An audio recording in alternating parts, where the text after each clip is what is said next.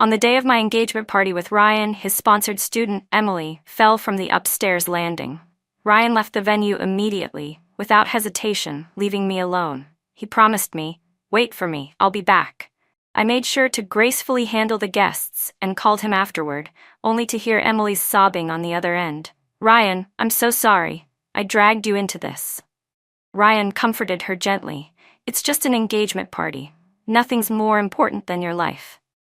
In that moment, I knew my relationship with Ryan had reached its end. That very night, I packed my things and left the country.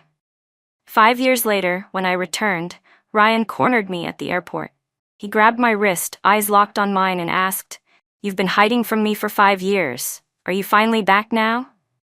Before I could respond, a small voice cut in. "Mommy, this strange man is being rude.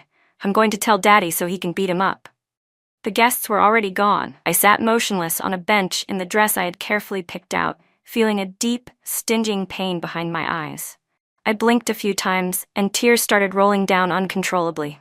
The elaborate makeup that had taken over 3 hours to apply was completely ruined. When I finally reached Ryan, my mother, standing beside me, looked upset and asked, "And what did he say?" I nodded mechanically. "Well, what did he say?" I tried to force a smile, but the more I tried, the harder I cried. I couldn't stop thinking about that phone call. I hadn't even spoken yet when I heard Emily's sobs through the receiver. "Ryan, it's all my fault. Today was supposed to be your engagement day with Lily, but I ruined it for you." Ryan's voice was patient and kind as he reassured her. "It's just an engagement party. Your life is more important. If it doesn't happen today, we'll do it another time. Right now, you need to focus on recovering." As soon as that conversation ended, I couldn't bear to hear anything more. I hurriedly hung up the phone. My mother looked at me with disappointment, eyes filled with reproach. "He said he was leaving, and you didn't stop him? What kind of emergency is more important than his own engagement?" My father, seeing how agitated she was, quickly held her and tried to calm her down. Ryan's relatives sat on the side, exchanging awkward glances, not daring to say a word. Just moments ago, my boyfriend of 3 years walked out of our engagement party because of a girl he was sponsoring. I told him, "Ryan, if you walk out of this engagement party today, then we're truly over." He tried to soothe me. "Don't be like this, Lily. I'll be back soon, it won't take long." "I mean it," I said. "If you step outside this hotel today, we're done." Ryan looked at me steadily, his tone still calm. "Don't keep talking about breaking up. If anything, I owe you. When I get back, I'll give you an even grander engagement party." But I was already losing control, swept away by emotion. "Ryan, you're my boyfriend, my fiancé. Do you have any idea how long I've been planning this engagement? Any other day, any other time, I wouldn't care. But not today, not this moment." I stood in front of the doorway, blocking his way. Ryan's brow furrowed in displeasure. I knew that look. It meant he was getting angry. "Lily, look at yourself. Do you even realize how hysterical you are right now? You're acting like a lunatic." Emily fell from the stairs and got hurt. She's just a young girl, all alone with no one to rely on. As her sponsor, what's wrong with me going to help her? When did you become so cold and unfeeling? You weren't like this before. His dark eyes stared into mine, filled with an icy distance that felt like it was slicing into my heart. "Make sure you take care of the guests," he said flatly. "I'm leaving now." And with that, he brushed my arm aside and walked out of the hotel without even looking back. I didn't notice the phone in my jacket pocket blinking with new messages. Emily had sent me a few more texts. I turned to the mirror and saw a woman dressed to perfection, makeup flawless, but her expression distorted in pain. Word by word, I said to my reflection, "Lily and Ryan are completely over, starting today." It felt like I was just stating a fact. Or maybe I was warning myself. After Ryan left, I composed myself and politely ushered the guests out. It took quite some time to persuade my parents to leave the hotel as well. Along the way, I couldn't avoid a few disdainful or mocking looks, but I chose to ignore them. I came from a respectable family and had always carried myself with pride in our social circle. Ever since I started dating Ryan, people rarely dared to provoke me, but that also meant I had offended many. As I was changing out of my dress and preparing to leave the hotel, a woman stopped me. We had always been at odds, Back in school, we competed for the top spot in our class. Later, we both fell for Ryan. In the end, he chose me, and from that moment on, she never missed a chance to throw in a jab whenever we crossed paths. "Well, Lily, looking pretty pathetic today, huh?" she sneered. "Looks like Ryan finally got bored of playing with you. I told you, didn't I? A girl like you was bound to get dumped sooner or later." I shot her a cold glance. "Still better than you. At least he never even bothered to play with you." She snorted in anger. "Other people might be afraid of your background, but I'm not. Do you really think everyone wants to be like you, clinging to a man like a dog, orbiting around him 24/7? I've already taken over my family's projects and made over $10 million. And you? After all these years, you still naively think Ryan loves you? What a joke. You were just the best option available among his pursuers. A backup. If someone younger and prettier came along, do you really think he'd still be with you?"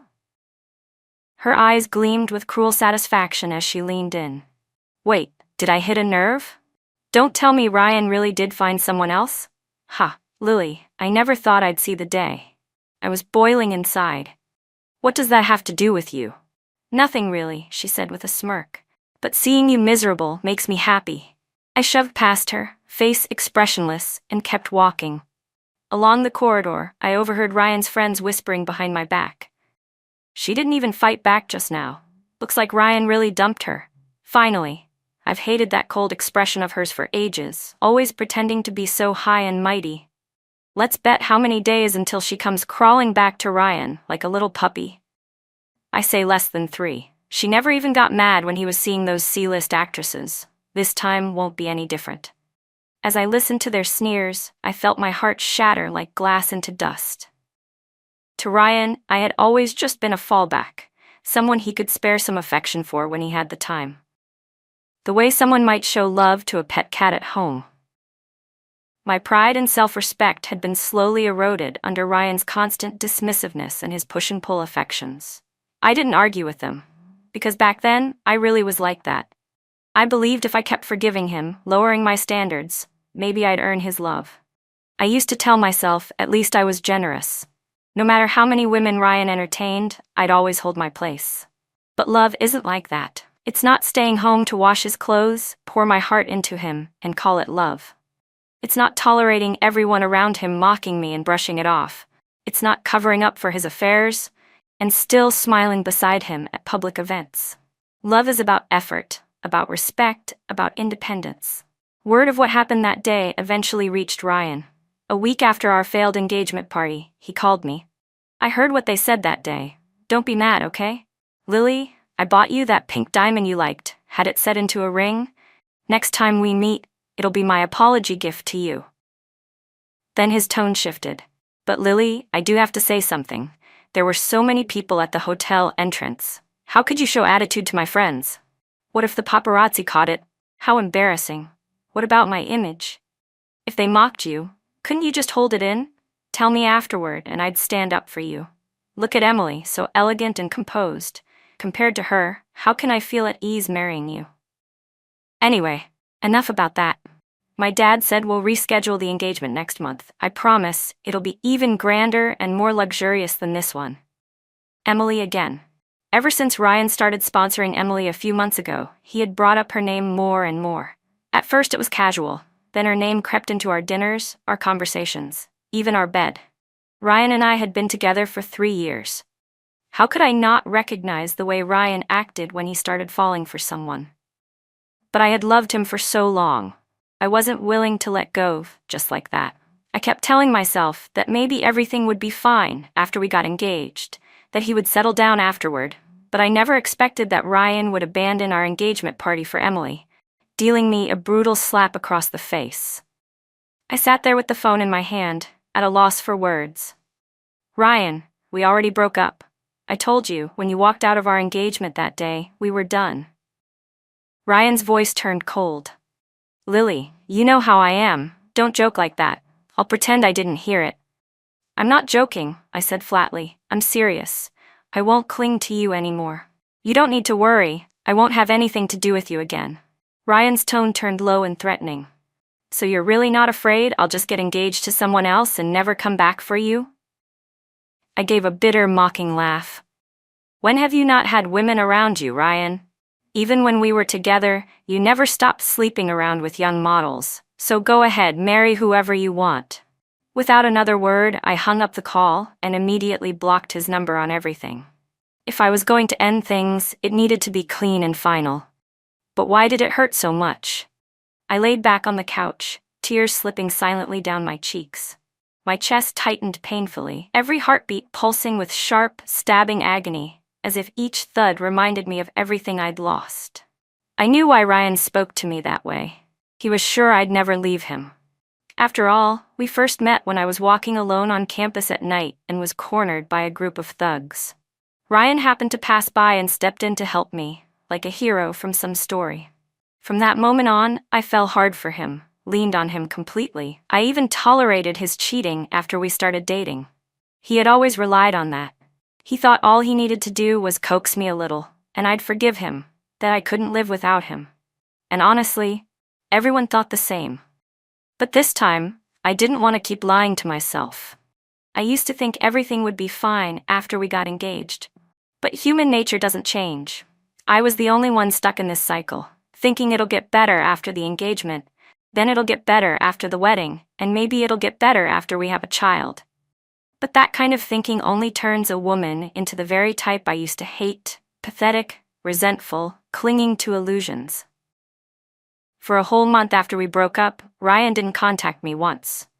It was like he was trying to punish me, make me jealous, pressure me into running back and begging for him. During that time, the rumors about him never stopped. First it was a model, then an up-and-coming actress. All these girls around him were like delicate flowers. I kept hearing subtle hints from his friends, all trying to nudge me toward reconciliation. But I didn't move. I stayed silent. Without me around, Ryan and Emily seemed to let go completely and start living in the open. She posted every moment of their lives on social media, where he took her, what they did. Even before she graduated, she'd become his personal assistant, someone everyone envied.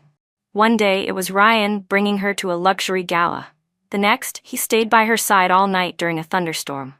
Then it was a business summit where he introduced her to some big-shot investor. At that point, if anyone wanted to know Ryan's schedule, they could just check Emily's profile. Meanwhile, the only message I ever had from Emily was still the one she sent when she first added me as a contact. It was on the day of our engagement. She'd written, "Do you believe I could send one message, and he'd leave your engagement party for me?" At the time, I brushed it off as the angry words of a jealous girl. I never imagined I'd be the one left humiliated in the end. That's when I realized, in Ryan's world, whenever it came down to a choice, I was always the one left behind. And I no longer wanted to be someone's backup plan. I didn't want to stand still, waiting for him to hurt me again. Sitting at home, looking out the window at the vibrant green outside, I suddenly had the urge to leave. To see the world I'd never given myself the chance to explore. All these years, I'd stubbornly clung to my love for Ryan, refusing to take even a single step away. But now that love was gone, and it was finally time for me to go too. When I told my older brother about my decision, it took him less than an hour to arrange for me to head to the company's new branch in the Ambor market. He insisted I go. "Do I really have to?" I asked. "I told you, I just wanted to travel." "I don't want to go there to work," I said, clinging to the doorframe with both hands, giving my brother my best pitiful look. I turned to my parents for backup. My mom's expression softened, clearly torn, and she tried to stop my brother. "Lily's still not in a good place emotionally. Why are you pushing work on her now? What kind of big brother are you? Are you trying to overwork her like some heartless boss?" But my brother just sighed and said, "The company needs someone to open the Ambor market. I can't leave the country right now, and Dad's getting older. If Lily doesn't go, then who will? She's always been more capable than me, ever since we were kids. If it weren't for Ryan, she would have joined the business a long time ago. We'd be on a whole new level by now. So no matter what, this time you can't run from it." "You said you wanted to clear your head, right?" he added. "Then go to Ambor. Use work to numb yourself. At least it'll keep you from spending every day obsessing over him." And just like that, I accepted my fate. I boarded the flight, alone, and began the long journey to Ambor. As soon as I settled into my seat and put my luggage away, I slipped on an eye mask, hoping to get some sleep. But just as I was about to drift off, a crisp and pleasant male voice called out, "Lily?" I pulled down my eye mask, startled, and saw a tall man standing next to my seat, wearing a black face mask. His eyes were almond-shaped, soft yet bright, glowing with warmth. When he saw that I was trying to recognize him, he tugged down the mask, revealing a familiar, handsome face. "It's me," he said. I was surprised and smiled. "Noah? You're going to Ambor too?" Noah Pei, my senior back in college, nodded with a grin. "I got an offer to teach at a university there. I'll be a professor. What about you, Lily? Can't believe we bumped into each other on the plane. Just recently, I saw your post saying you were getting engaged." My smile faltered. I didn't know how to explain the failed engagement. "Yeah, something unexpected happened. We broke up. I'm going to Ambor to help with one of my family's new projects." Noah picked up on my discomfort and didn't press further. "Well, at least we'll get to see each other more often in Ambor." I smiled and nodded. We had met in college through the drama club, where Noah had been the club president. He was not only good-looking but incredibly talented, an obvious choice for the male lead in our plays. We often connected over literature, collaborated on original scripts, and created performances that were well received. I still remember the night of our first successful premiere. The whole club went out to celebrate. After everyone got drunk, Noah walked me home. The sky was full of stars, and we talked about our favorite books along the way. We walked close, and I still remember the subtle scent of cedar on him. It made my heart flutter. That night, for a fleeting moment, I truly thought we were soulmates. I felt myself leaning toward him emotionally, and I waited, thinking he would confess to me. But then I fell for Ryan, and everything changed. I gave him all my time and attention, abandoned writing, and drifted away from Noah completely. We stopped seeing each other. Now, meeting again on this flight and looking into those familiar eyes, I suddenly felt my empty heart beat strongly again. During my first week in Ambor, Ryan called. I didn't want to answer, but he kept calling, again and again, as if he wouldn't stop unless I picked up. When I finally did, he didn't say anything at first, just silence on the other end, like he was waiting for me to speak. "I've just arrived in Ambor. I'm busy with work," I said coldly when the silence dragged on. Still nothing. "If you're not going to talk, I'm hanging up," I said, impatient. Finally, Ryan spoke. His voice was hoarse, and he sounded slightly drunk. "Lily, it's been over a month? You done playing around yet? You never stayed away this long before. That company of yours can't be so desperate that they had to send their precious little princess all the way to Ambor. It's time for you to come back." I was speechless. "Ryan, what do you mean by playing around? You know I've never joked with you about anything. Whether my company is short on people or not has nothing to do with you. And neither does my schedule." Having just arrived in Ambor, with everything piling up at once, I was already feeling overwhelmed. My tone came out sharper than I intended. "Can you stop talking to me like that?" Ryan snapped. "It's been so long and you're still mad? I already apologized, bought you that pink diamond, and even promised to throw you another engagement party. What else do you want from me? Why are you always so difficult?" His voice rose with irritation. "You left the country without saying a word, and now you're dealing with men every day at work. Do you even act like a proper woman anymore? Where's your upbringing? You weren't like this before." I couldn't help but laugh bitterly at his words. How dare he expect me to act like a miserable housewife, still playing homemaker even after I left him, just to cook his meals and warm his bed? This is what I used to be? Ryan, did you call just to lecture me? What do you even mean by proper woman? Why don't you go ask your dead mother if she was one? Or should I remind you that everyone in our circle knows your dad married into her family? And if your definition of a proper woman is someone like Emily," I added coldly, "then sorry, I'll never be that." Ryan was furious. "I called because I wanted to talk to you calmly. I've already booked the hotel for next month, on the 2nd. Let's hold a new engagement party. Just come back from Ambor. I'll pretend I didn't hear anything you said tonight. But after we get engaged again, I want you to stop with all this public work stuff. I'll change too. Leave everything in the past and move forward." I was seething. Oh, so just like that, you say move on and everything's erased? Let me tell you one more time. Go plan your engagement with whoever you want. You and I are done. If you're so desperate to get married, then go marry Emily. She seems eager enough. I hung up the phone right after I said it, deleted his number, and blocked him. Then I turned off my phone completely. As soon as I calmed down, I heard a knock at my door. Opening it, I was greeted by Noah. He was dressed in casual loungewear, but only 2 buttons of his shirt were done up. His toned abs and pale chest were partially exposed with each of his movements, drawing the eye whether one wanted to look or not. I stared at the unexpected sight and had to swallow discreetly, silently cursing him for being so careless around women. What a coincidence. It wasn't until we both arrived in Ombor that we found out we were neighbors. Noah gave me a warm smile. I tried calling you earlier, but your phone was off, so I thought I'd knock instead. Are you free tonight? I shook my head. What's up? I heard from some students at the university that there's a fireworks festival at the beach tonight. At the mention of fireworks, my eyes instantly lit up. I'm not busy. Where is it?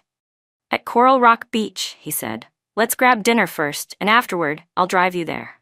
I nodded enthusiastically. Sounds great. See you tonight. That evening after dinner, Noah and I headed to Coral Rock Beach.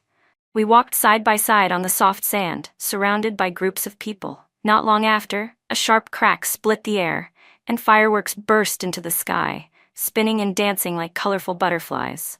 The dark night lit up into a magnificent painting. Noah turned to glance at me from time to time, a quiet, unreadable emotion glimmering in his eyes. The fireworks illuminated his face, highlighting his striking features with a soft, golden glow. I felt a flush creeping onto my cheeks. He spoke gently. Do you remember the first time we met? It was also a night full of fireworks. You looked just as unforgettable then as you do now. I felt my face heat up. Of course I remember. It was my freshman year. After we met that day, you talked me into joining the drama club. Noah laughed heartily. Then you should thank me. I was the one who discovered your talent. I smiled but didn't reply. In my heart, I silently agreed. If it weren't for Noah, I might never have known I had a gift for directing, or that I was even interested in it at all. We stopped talking, letting a comfortable silence fall between us, though the mood gradually shifted into something more ambiguous. Suddenly, Noah stopped walking. He turned to face me, and without realizing it, the distance between us closed until I could feel the warmth of his breath against my skin. His eyes locked onto mine, full of tenderness and anticipation. Lily, Noah said softly, his gaze unwavering. These fireworks are beautiful, but do you know something? In my eyes, you shine brighter than any of them. My heart stirred. Can I take that as your way of confessing to me?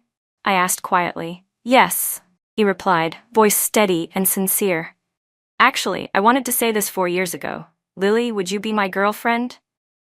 Noah spoke each word with clarity and conviction. My heart thudded faster. I looked up to meet his eyes, and for a moment, time seemed to freeze. I could feel his warm breath and see the unspoken emotions swimming in his gaze. I stared into his eyes, and the words almost tumbled out. I wanted to say yes right away. But something inside me still hesitated. 3 years with Ryan had left me broken in ways I hadn't yet healed from. I wasn't sure if I had the courage to love again. I don't know if I can give my whole heart right now, I said honestly. You know how my last relationship ended. I tried to choose my words carefully, unsure how to explain the mess I'd come from, but Noah gently interrupted me. It's okay, Lily. It really is. I don't care what happened in your past. I only care about you. None of that matters to me. What matters is what comes next, for you and me. I missed my chance once. I don't want to miss it again. Without realizing it, my fingers tightened around the fabric of his shirt, like I was holding on to the moment just to be sure it was real.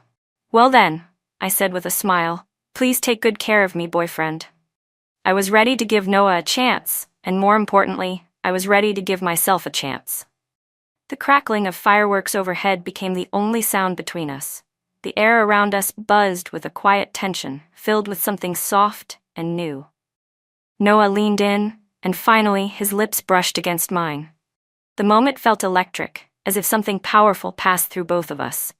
His arms wrapped gently around my waist, drawing me even closer, and I responded to his kiss, slowly, then more deeply. Our hearts seemed to beat in perfect sync as we held each other under the bursting sky. When we got home, I saw that Noah had posted something on social media, rare for him. The caption read, "It's been a journey, but we're finally here," accompanied by a photo of us kissing under the fireworks. Comments from our old drama club friends quickly flooded in. "Damn, Noah, took you, 7 years? Finally bagged our drama queen." Reading the messages made my face flush all the way from my ears to my cheeks. Then my best friend from college, Grace, called me immediately. As soon as I picked up, her excited voice pierced through the speaker. "Lily, you and Noah? Finally? You have no idea how much I used to ship you two back in college. I was crushed when you got engaged to someone else, but look at this twist. My OTP finally came true." I couldn't help laughing. "We were just friends back then, Grace. What made you so sure about us?" "Come on, you were the star couple of the drama club even if you weren't dating. Everyone wanted to see you together. Honestly, if it hadn't been for..." She paused, her voice faltering for a moment before regaining its usual brightness. "Well, it doesn't matter now. You're finally out of that mess and heading towards something good." After we hung up, Noah was already on the couch. He reached out and wrapped his arms around me from behind, pulling me into his chest. I relaxed into him, feeling the steady beat of his heart and the comforting warmth of his embrace. The cedar scent that clung to him was still the same, clean, familiar, and soothing. He kissed the top of my head gently. "So, what did Grace say?"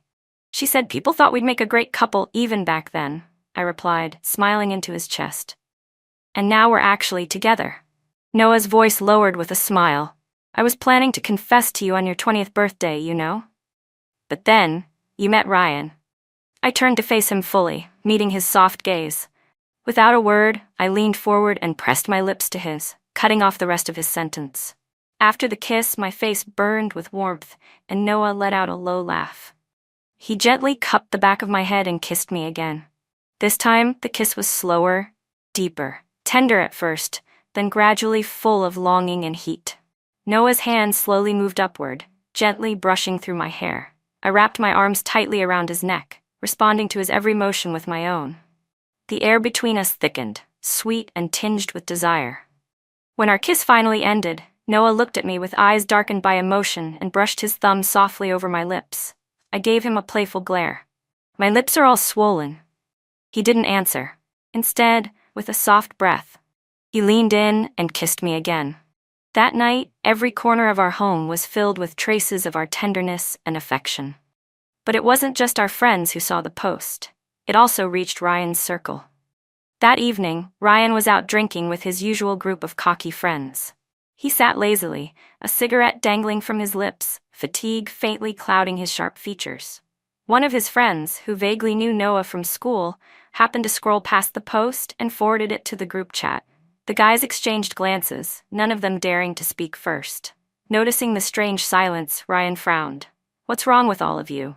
After a long pause, one of them cautiously said, "Ryan, I just saw Noah Pye's post. You remember Lily? From the college drama club?" At the mention of my name, Ryan's frown deepened. "So what if you saw his post? It's normal to have mutuals on WeChat, isn't it?" A guy who clearly didn't know the full story added, "Yeah, no big deal." Ryan didn't respond. He exhaled a ring of smoke and downed his drink in one shot. He couldn't help thinking back to our phone call earlier that day, the words he'd said in anger, and the way I had snapped back. He felt wronged. He had defended me when his friends gossiped, even booked a fancier venue and planned a better engagement ceremony, just to make up for what he ruined the first time. What more did I want? And then there was Emily. He thought I was being ridiculous, jealous over her for no reason. She was just a college freshman, someone who had once been harassed while working at a restaurant. He'd scared the guy off and thought of how I'd gone through something similar when we first met. That's why he decided to help her out. Giving her a job wasn't a big deal. Pie Group didn't exactly lack positions, and that day when Emily fell from the stairs, if they hadn't gotten her medical help in time, her leg might have been permanently damaged. Did I expect her to limp around a restaurant just to prove she wasn't competition? Ryan couldn't understand how I had become like this. I used to be more empathetic, especially to girls in difficult situations. Yes, he admitted he was briefly tempted Emily's youth, her delicate charm, but over the years, I hadn't even cared about the models he dated. Why now? Why throw a fit over Emily of all people? He remembered what Emily had said, that he always let me get away with too much. Maybe she was right. Maybe I needed to be put in my place. Just then, the same guy who had shared the post finally broke the silence. Ryan, it's an official announcement. Noah posted a photo of him and Lily, kissing. The room went dead quiet. No one dared to breathe. Ryan's face darkened. Let me see the phone. His voice was cold and flat. The guy hesitated but handed it over. Internally, he regretted ever bringing it up.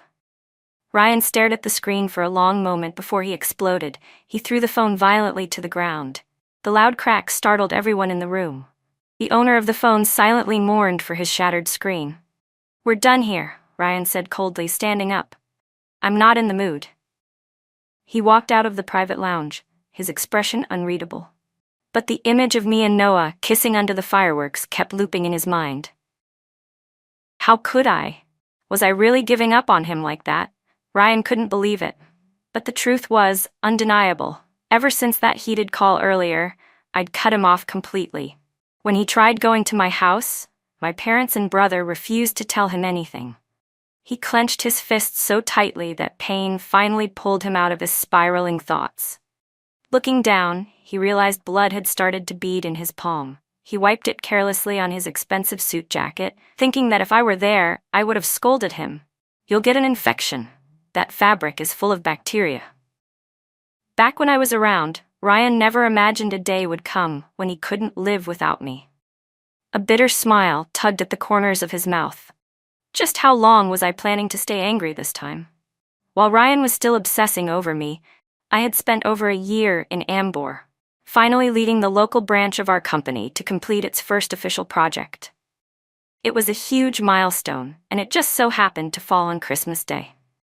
Noah and I made dinner reservations to celebrate. Ever since we got together, I had experienced a kind of love I'd never known before. One filled with respect, patience, support, and tenderness. When I fell sick with a high fever, Noah stayed by my side the entire night without sleeping. He took my temperature, fed me medicine, and changed my cold towels over and over again until I began to recover. Once things at the company stabilized, I told him I still wanted to chase my dream of becoming a director. Without hesitation, Noah pulled every string he could, introducing me to producers, writers, and directors across Ambor. He even asked some of them to mentor me. Ryan had wanted me to be some fragile, delicate flower, beautiful but breakable. But Noah? He helped me rediscover the woman I used to be. Independent, free, strong. That night, in the glow of the candlelit restaurant, Noah proposed to me. Lily, he said, his voice full of emotion, every single day with you has been the happiest of my life. I want you to be my wife, give me the right to take care of you, to love you, and to spend the rest of our lives together. He was wearing a suit, down on one knee, holding out a ring. Lily Summers, will you marry me? My hands trembled uncontrollably, my heart pounding in my chest. It felt like the whole world had gone silent, just him and me, frozen in that moment. This time, I didn't hesitate. The moment I nodded, tears streamed down my cheeks. I held out my left hand, trying to calm my pounding heart as I whispered, "Yes, I will." 3 months later, Noah and I held a small wedding in Ambor. There were no grand banquets, no lavish guest lists, just the people we loved most, gathered quietly to witness our vows. That evening, after I finished my shower, I sat on the sofa scrolling through my phone. I glanced up to see Noah step out of the bathroom, a towel wrapped low around his waist. His broad shoulders and slim waist made for a striking silhouette, and his abs were still perfectly defined, despite all his time at the desk. Water droplets traced down his muscles, disappearing beneath the towel. The sight made my mouth go dry. We had been together for over a year now, and we'd long since crossed the threshold of intimacy. But every time I saw his body, it still made me blush. Noah walked toward me and scooped me up effortlessly, gently laying me down on the bed. "Lily," he said with a smile gleaming in his eyes, "tonight's our wedding night. Let's not waste a second of it."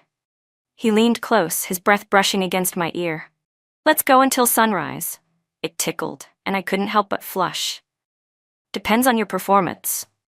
Noah chuckled softly, then leaned in to kiss me again. Tenderly at first, then deeper, more intense. His hot breath trailed down as he moved, and the sound of our mingled gasps lingered until dawn crept through the windows. What I never expected was that Ryan would somehow find my address in Ambor. When I opened the door and saw him standing there, I froze. "Lily, I finally found you," he said, breathless and disheveled.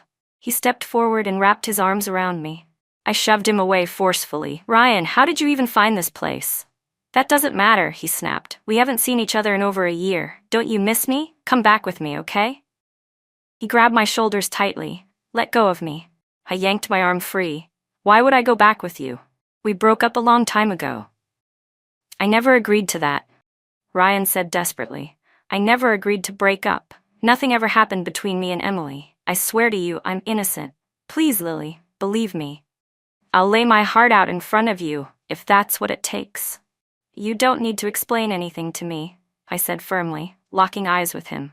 "I don't care whether you and Emily had something or not. I don't need your permission to break up with you." My voice grew colder. "You know what, Ryan? Whatever excuses you're giving me now, they're too late. What you had for me, that wasn't love. You ran out on our engagement party to go to Emily," I said, my voice trembling, though I refused to let the tears fall.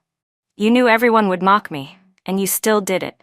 At those parties, you surrounded yourself with models and actresses. You knew how people would talk about me, but you still did it. You let your friends look down on me, mock me, provoke me.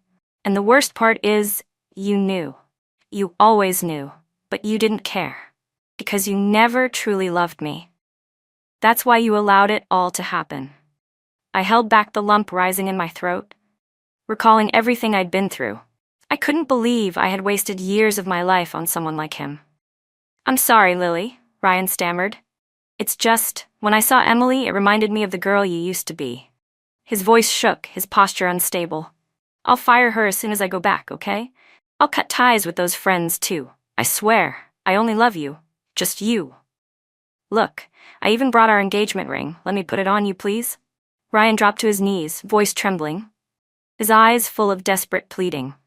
But hearing that confession so many years too late brought me no comfort, only desolation. All those years with Ryan, I had never once heard him say he loved me. If this had been in the past, I might have crumbled, forgiven him immediately, no matter what he had done. But now, those words meant nothing. "Ryan, it's over," I said quietly, raising my left hand and showing him the ring on my finger. "I'm already married." He looked like he'd been struck by lightning. He stood there, stunned. "No, you're lying. You're just trying to make me angry. I don't believe it."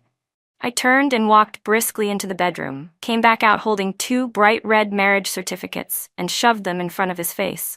"These are my marriage certificates. See them? Now do you believe me?" Ryan stood slowly, his expression dazed. "Lily, stop it. This isn't funny. It's fake." He reached up and grabbed the sides of my face, forcing a kiss on me. The moment his cold lips touched mine, my stomach churned violently, and I nearly threw up. "It's real." I broke free and slapped him hard across the face. "Are you awake now?" I was pale, breathing heavily, and suddenly I felt a dull, pulling pain in my lower abdomen. I was in no condition to deal with this. My hair was a mess, my eyes were red and wild, and I probably looked like a rabid animal about to snap. Ryan seemed to sense he'd crossed the line. He stared at me for a long second, then turned and stumbled out the door without another word.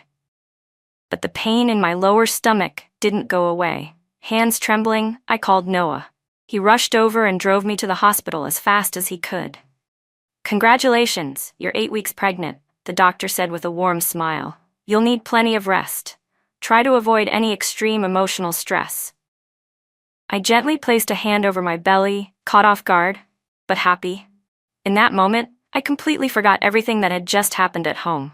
All I could feel was the joy of new life. A few months later, I gave birth to our child. Noah named him Pei Muli, but we called him by his nickname, Tuanzi. When Tuanzi was almost 3 years old, a film I had written and directed finally finished production and was ready to premiere. After finalizing a distribution deal with theaters in Ambor, Noah and I decided to take Tuanzi and return home to visit. After landing, I stood with Tuanzi in a corner of the airport while Noah went to collect our checked luggage. Bored, I looked around, and then suddenly froze. There, near the terminal entrance, stood Ryan, anxiously scanning the crowd with a tense expression. Beside him was a young woman, his new assistant.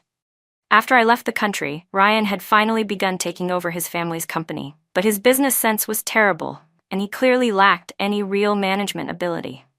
Under his leadership, almost every project the company launched lost money. The entire pay group was groaning under pressure. After returning from Ambor, Ryan fired Emily, but by then, she had already been expelled from school for skipping too many classes while constantly trailing after him. When she tried to find another job, she was rejected everywhere. She didn't even have a proper college degree. Desperate and backed into a corner, Emily turned on Ryan. She leaked 2 nearly finalized pay group projects to a rival company. Losing those 2 high-profit deals in one blow turned Pie Group into a hollow shell, polished on the surface, but crumbling inside. This time, Ryan's father assigned him a project personally, instructing him to secure the partnership no matter what. So the great CEO had no choice but to humble himself and head to the airport to pick up the other party in person. At that very moment, as I stood in the airport with Tuanzi, I saw him, and he saw me. Lily. Ryan strode toward me quickly and grabbed my wrist. You've been hiding from me for 5 years. You finally decided to come back? I rolled my eyes internally. Before I could respond, Tuanzi spoke up in a loud, clear voice. Mommy, this weird man is being rude. Why is he grabbing you like that? I'm gonna tell Daddy to come beat him up. Ryan froze when he noticed the little boy standing beside me. His tone shifted instantly. You're pregnant? This must be our child, right? I knew it. I knew you were lying when you said you were married. You still love me, don't you? But when he noticed Tuanzi's height, he hesitated slightly. Wait, how's he still this short at 5 years old? Were you not feeding him properly abroad? Doesn't matter, once you're back we'll fix that. Tuanzi furrowed his brows and stomped his foot. You're the weird one, and the short one. I'm not even 3 yet. This is totally normal. 3? Ryan's expression changed instantly. His hopeful smile vanished. I gave him a calm, almost triumphant smile and yanked my hand away. Who told you he was your son? I told you I'm married. We broke up 5 years ago. How could I possibly have a kid with you who's not even 3 yet? With every word I spoke, Ryan's face darkened further. He reached out again as if trying to grab me. Enough, Lily. Stop overacting. I stepped back just in time and stumbled into Noah's arms. He had just returned from picking up our luggage. Noah's smile was polite, but there was no warmth in his eyes. Mr. Ryan, what exactly are you trying to do to my wife? Ryan looked stunned, as if the truth had finally slapped him in the face. He opened his mouth, but before he could speak, his assistant grabbed his arm and whispered, Mr. Danny's flight is about to arrive. Sir, that man doesn't look wealthy. Finish the business first, then talk to Miss Lily afterward. Ryan said nothing more. He gave us one last deep look, then turned and walked away. You okay? Noah asked, concern in his voice. I smiled. I'm fine. Tuanzi stood next to me, arms crossed like a little general, beaming with pride. I protected Mommy today. Aren't you gonna praise me? You were amazing, I laughed, planting a kiss on his chubby cheek. As we began negotiations with domestic theaters, I ran into the resistance I had anticipated. Pay Group had once dominated the Chinese film industry, and although Ryan's reckless leadership had eroded much of its power, the name still held influence. Many people were still willing to give his parents face. I visited countless theaters and PR agencies, looking for partnerships. But as soon as they heard my name, they shut the door without hesitation. Leaving yet another rejection meeting, I ran into Ryan again, this time waiting to enter the same company. He stepped in front of me. Lily, I've been thinking. Even if you're married, it doesn't matter. You know me. As long as you divorce Noah and come back to me, I won't hold it against you, even if you had a kid with him. He lowered his voice and leaned in. If we get back together, I can handle all the distribution and promo for your film. Whatever movies you want to make, I'll use all of Pie Group's resources to support you. Looking at him, I felt a wave of disgust rise in my chest. Ryan, even if you handed me the stars, I wouldn't look back. I know you suffered a lot when you were with me, he said, but I'll make it up to you. I'll treat you right this time. I just smiled and shook my head. Ryan, it's been 5 years. Everything we went through, it's ancient history. I don't care anymore. He stared at me, voice rough. I don't believe it. How can you just stop loving me like that? And suddenly, I felt tired. So very tired of talking to Ryan at all.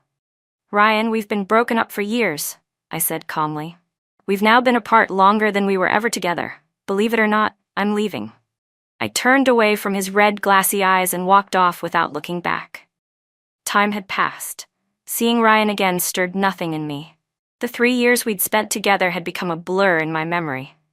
When I was still struggling to secure a theater or distribution partner for my film, unexpectedly, Vision Studio, Pay Group's biggest rival, reached out with an offer to collaborate. And just like a child throwing a tantrum, Ryan rushed to push out a film of his own to compete with mine in the exact same release window. But that film was rushed and unfinished. Most of the money went into flashy marketing, leaving next to nothing for post-production.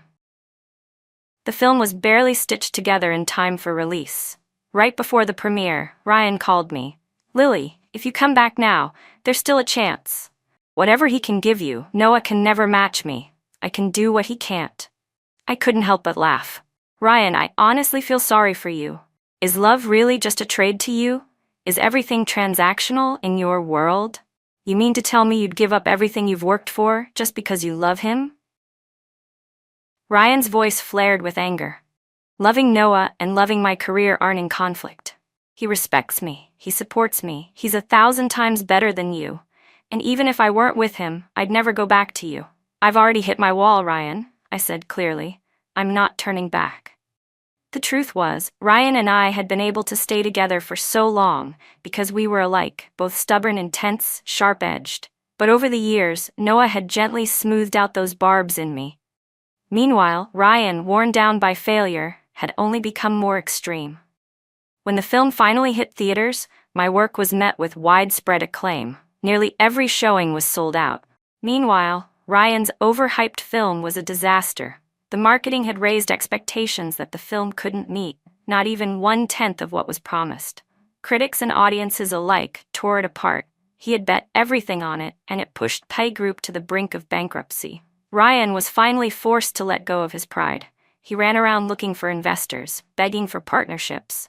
But he had burned too many bridges. His arrogance had left him isolated. The few who did approach him, he looked down on. At that time, Ryan's older sister, Vivian, returned from abroad. Ever since their mother's death, she hadn't stepped foot back in the country. But now she returned in full force and took over Pay Group with ruthless precision. She slashed through the company like a blade, removing all the toxic people Ryan had installed. She even sent their father, who had long since lost touch with reality, to a nursing home in seclusion. As for Ryan, the man who had nearly destroyed their family legacy, Vivian showed no mercy. She sent him to a project in Africa under the guise of expanding new markets, but everyone knew it was exile. Years ago, Vivian had left the country after losing a brutal power struggle to Ryan. Now that she was back in control, she returned the favor. Before Ryan left, he came to my house one last time. I didn't see him. It was raining heavily that day. He knelt at my front door, holding a bunch of hydrangeas in one hand and our old engagement ring in the other. Rain soaked him as he cried and apologized over and over, hoping I would at least look at him one more time. My brother watched from the window, his expression unreadable. If he knew this would happen, why didn't he think about it back then? He said with a sigh. Men always do this. Pitiful. I didn't even glance outside. Twanzi's not like that, I said absently. Still playing with his toys, my little boy chimed in with a milky voice. Of course not. Twanzi loves mommy the most. Laughter echoed through the house. I was in the middle of trying on dresses when Vivian called me. My film had been nominated for an award, and I was getting ready to walk the red carpet. Her voice was cautious, as if testing the waters. But I made my position clear. Things between Ryan and me were over a long time ago. Less than 2 months later, the news broke. Ryan had died in a conflict zone in Africa. A wave of emotion washed over me, but I pushed it down. I didn't ask for more details. On the day of the awards ceremony, the hall shimmered in gold. I walked the red carpet hand in hand with Noah. holding Tuanzi's tiny palm in my other hand. Cameras clicked rapidly around us, and reporters sighed in awe, marveling that our family looked just like movie stars. Night had fallen, and the film award ceremony shimmered under a sky full of stars. The atmosphere in the hall was both tense and electric. My eyes stayed locked on the stage, and it felt like a little drum was beating inside my chest, thump, thump, thump, echoing with every heartbeat. I thought back to the past 2 years, to all the passion and sweat I had poured into that film.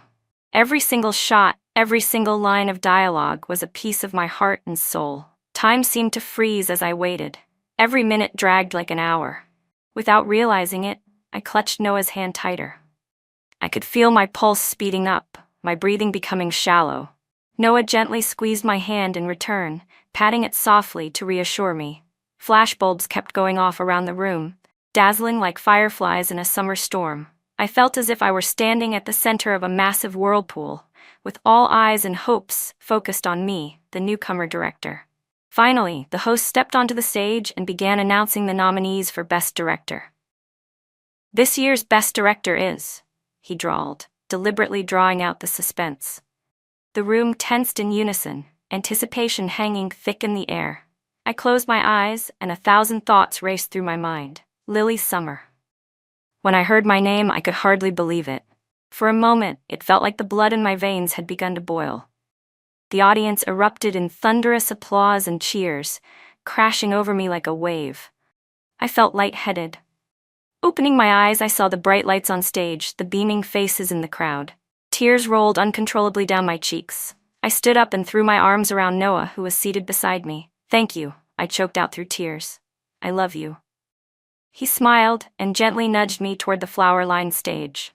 I walked up the red carpet, leading to the platform, each step steady and full of resolve. I knew this was a moment I would carry with me for the rest of my life. Standing there with the trophy in my hands, I choked up again as I gave my thanks. To my love, my family, my friends. My teary eyes searched the crowd until they found Noah and Tuanzi smiling back at me, their gaze warm and proud. As long as I have them by my side, I know I will never be alone again. This story, good night.